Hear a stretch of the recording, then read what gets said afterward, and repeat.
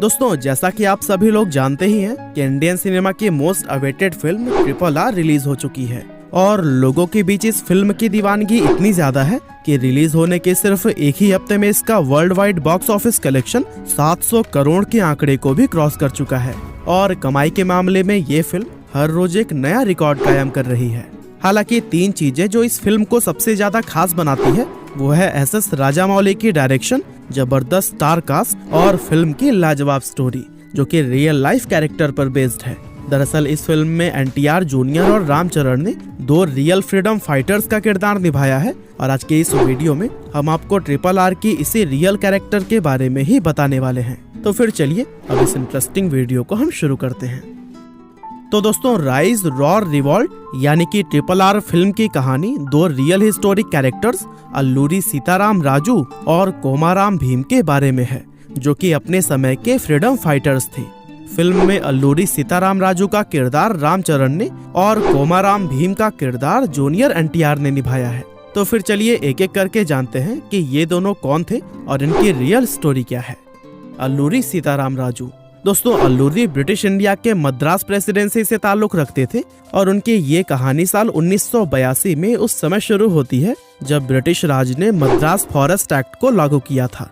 इस एक्ट के तहत वहाँ के लोकल आदिवासी लोगों के जंगल में जाने पर पूरी तरह से बैन लगा दिया गया था। दरअसल ये आदिवासी लोग खेती करने के लिए जमीन का इंतजाम हर साल जंगल के अलग अलग हिस्सों को जलाकर किया करते थे और खेती करने के इस ट्रेडिशनल तरीके को पोडू कहा जाता था। लेकिन जब ये जंगल ब्रिटिश गवर्नमेंट के हाथों में आए तो फिर उन्होंने इसका इस्तेमाल कॉमर्शियल पर्पस के लिए करना शुरू कर दिया। अब दोस्तों, जब अंग्रेजों को लगा कि आदिवासी लोग जंगलों को जलाकर उसका नुकसान कर रहे हैं, इसीलिए उन्होंने आदिवासियों को जंगल से दूर रखने के लिए 1882 में मद्रास फॉरेस्ट एक्ट को पास करवा लिया। और दोस्तों, इसी एक्ट के पास होने के 15 साल बाद 4 जुलाई 1897 के दिन मद्रास प्रेसिडेंसी के मोगल्लू गांव में अल्लूरी सीताराम राजू का जन्म हुआ था। इनके पिता वेंकटराम राजू एक प्रोफेशनल फोटोग्राफर और मां एक हाउसवाइफ थी। अब ब्रिटिश सरकार के द्वारा पास किए गए मद्रास फॉरेस्ट एक्ट की वजह से वहां के लोकल आदिवासी लोगों में गुस्सा तो था, लेकिन उस समय उनके हालात इतने ज्यादा खराब थे कि वे चाह कर भी कुछ नहीं कर पाए। सीताराम राजू अपने माता पिता से अंग्रेजों के जुल्म की इसी कहानी को सुनते हुए ही बड़े हुए थे और इसी के चलते उनके अंदर बहुत छोटी उम्र से ही अंग्रेजों के खिलाफ लड़ने की भावना पैदा हो गई। अब सीताराम राजू की उम्र जब 25 साल हुई तो उन्होंने कुछ लोगों को अपने साथ जोड़कर ब्रिटिश राज के खिलाफ विद्रोह छेड़ दिया, जिसे कि रामपा विद्रोह नाम दिया गया था। इस लड़ाई के लिए जब उन्हें हथियारों की जरूरत पड़ती थी तो फिर वे और उनकी टीम अंग्रेजों के पुलिस स्टेशन पर छापा मारकर उनके हथियार लूट लेते थे। दरअसल वे अंग्रेजों पर हमला करके उन्हें पूर्वी घाट से खदेड़ना चाहते थे और इस लड़ाई के दौरान सीताराम राजू ने बहुत सारे बड़े बड़े पुलिस स्टेशन पर छापा मारे थे और हर बार छापा मारने के बाद से वो पुलिस स्टेशन में एक लेटर छोड़ जाते थे जिसमें कि लूटे हुए हथियारों का पूरा हिसाब किताब लिखा होता था। साथ ही उस लेटर में यह भी लिखा होता था कि अगर उन पुलिस वालों में दम है तो वे उन्हें रोक कर दिखाएं। अब ब्रिटिश पुलिस जब भी अपनी किसी टीम को उन्हें पकड़ने के लिए भेजती थी तो फिर सीताराम राजू और उनके साथी उन पुलिस वालों को मौत के घाट उतार देते। ब्रिटिश फोर्स और सीताराम राजू के बीच में यह लड़ाई करीब 2 साल तक चलती रही, लेकिन आखिरकार 7 मई 1924 के दिन चिंतपल्ली के जंगलों में एक लड़ाई के दौरान ब्रिटिश फोर्स ने सीताराम राजू को घेर लिया।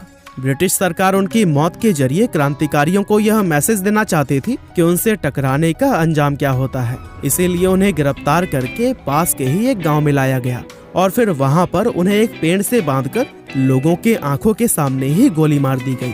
खैर, ये तो बात हुई इस फिल्म के एक किरदार यानी कि अल्लूरी सीताराम राजू की। चलिए अब हम फिल्म के दूसरे कैरेक्टर कोमाराम भीम की कहानी को जानते हैं।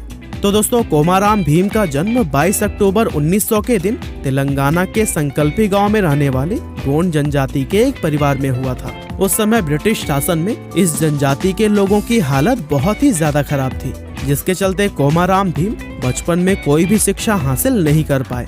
उनका बचपन बड़ी ही मुसीबतों और दिक्कतों में गुजरा, जहां उन्होंने अपने लोगों को पुलिस से लेकर जमींदारों तक के अत्याचारों का शिकार बनते देखा। दरअसल उनके जनजाति के लोग जंगल में पोंडू खेती के जरिए जो भी फसल उगाते थे उसे हैदराबाद निजाम के लोग यह कहकर छीन लेते थे कि जिस जमीन पर उन्होंने यह फसल उगाई है वो तो उनकी है ही नहीं।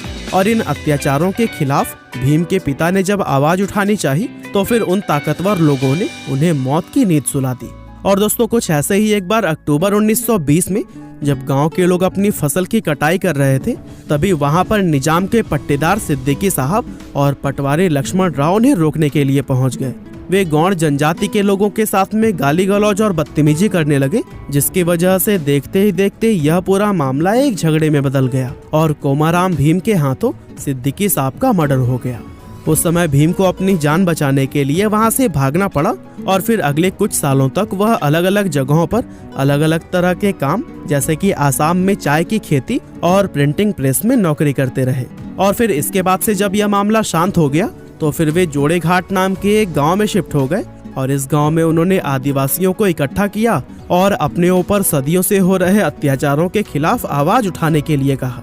और दोस्तों इस तरह से भीम ने काफी सारे आदिवासी लोगों को अपने साथ जोड़कर हैदराबाद के निजाम और ब्रिटिश राज के खिलाफ विद्रोह शुरू कर दिया और यह विद्रोह 1928 से 1940 तक चला।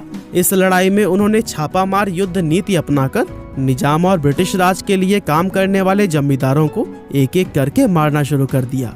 अब जब निजाम को लगा कि भीम की लीडरशिप में यह विद्रोह और भी ज्यादा बढ़ सकता है, तो उससे निगोशिएट करने के लिए भीम के सामने यह ऑफर रखा गया कि वो सभी किसानों और आदिवासियों को उनकी जमीन का पट्टा वापस कर देगा और साथ ही खेती करने के लिए भीम को जमीन भी देगा। लेकिन भीम ने निजाम के साथ में कोई भी समझौता करने से साफ इनकार कर दिया और उसने उस लड़ाई को पहले की तरह ही जारी रखा। यह लड़ाई अगले 12 सालों तक इसी तरह से चलती रही और अब भीम निजाम के लिए एक बहुत बड़ा सरदर्द बन चुका था। इसीलिए निजाम ने भीम से छुटकारा पाने के लिए करीब 300 सिपाहियों को जोड़े घाट भेजकर उनकी गुरिल्ला आर्मी पर हमला करवा दिया। और दोस्तों इस तरह से आखिरकार निजाम के इन सिपाहियों से लड़ते हुए भीम और उनके सभी साथी सितंबर 1940 में शहीद हो गए। तो यह थी अल्लूरी सीताराम राजू और कोमाराम भीम के फ्रीडम स्ट्रगल के रियल कहानी। लेकिन राजामौली ने RRR फिल्म में इन फ्रीडम फाइटर्स के रियल स्टोरी को नहीं दिखाया है, बल्कि उन्होंने अपनी इस फिल्म के लिए सिर्फ इन कैरेक्टर्स का ही इस्तेमाल किया, जबकि फिल्म में जो कहानी दिखाई गई है वो पूरी तरह से फिक्शनल है। दरअसल SS राजामौली को अल्लूरी सीताराम राजू और कोमाराम भीम की पूरी कहानी पहले से ही पता थी और वे इन दोनों ही कैरेक्टर्स से काफी ज्यादा इम्प्रेस भी थे। साथ ही उन्होंने जब इन दोनों कैरेक्टर्स पर थोड़ी गहराई से रिसर्च की तो फिर उन्हें इनमें काफी सारी सिमिलरिटीज भी नजर आईं। और दोस्तों अपने एक इंटरव्यू में राजामौली ने कहा था कि सीताराम राजू और कोमाराम भीम के फ्रीडम स्ट्रगल व विद्रोह की कहानी तो सब जानते हैं, लेकिन जब वो दोनों कुछ सालों के लिए अपने घर से दूर रहे तो फिर उस दौरान उनके साथ क्या हुआ इसके बारे में कोई भी डिटेल या रिकॉर्ड्स किसी के पास नहीं है। अब ऐसे में राजामौली के दिमाग में यह ख्याल आया कि अगर उस पीरियड में इन दोनों की मुलाकात एक दूसरे से हो जाती तो क्या होता, और बस अपनी इसी कल्पना पर ही उन्होंने यह फिल्म बना डाली। बाकी दोस्तों हमारी आज की इस वीडियो में बस इतना ही। यह वीडियो आपको कैसी लगी हमें कमेंट करके जरूर बताइएगा। आप